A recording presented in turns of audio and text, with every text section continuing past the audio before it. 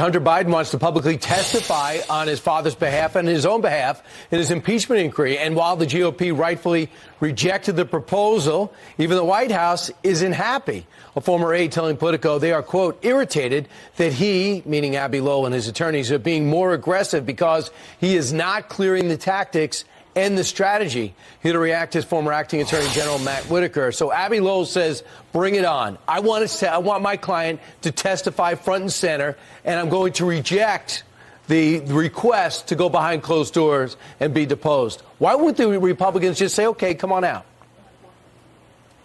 Well, because, first of all, they should be suspicious of anything that Abbe Lowell proposes, because he's a very talented D.C. insider that knows this game well.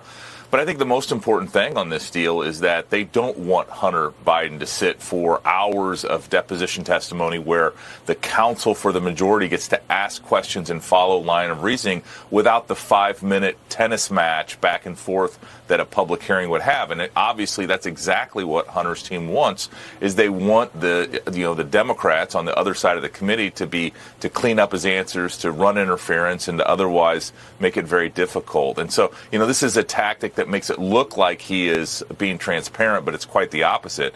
It's a tactic that hides everything from the American people instead of getting the whole thing out in these depositions. And remember, Donald Trump Jr. submitted to 2 of these depositions in the last Congress. So this is a very known way to get information from witnesses. Here's what James Comer, who's House Oversight Chairman, said about this offer. Listen.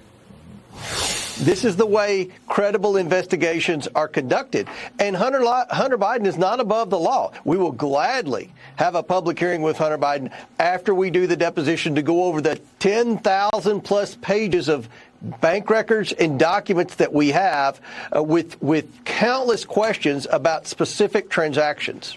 So I guess the next move would be, James Biden is cooperating he'll go behind closed doors. And the next question is, when they reject this, Hunter will probably go behind closed doors. But listen to this, Matt. Jerry Nadler on Hunter Biden, a disturbed man who may have done some very improper things. Oh, that's interesting. Jamie Raskin on Hunter Biden. He did a lot of really unlawful things and wrong things.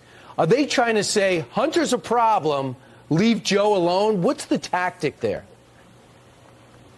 Yeah, I think this is definitely something where they're trying to blame Hunter, try to protect the president by suggesting that, Hunter is the bad actor. But remember, there are all these transactions. There's all these loans. There are all these LLCs. And most importantly, the Biden family, Hunter, James, and many others in the family were enriched by this, multi-year scheme. And so at the end of the day, this is where the questions need to reside. They need to get into these bank records, and they need to ask Hunter, who was essentially at the pivot point of this entire money scheme, what the answer to some of these questions are, because they have all the documents now.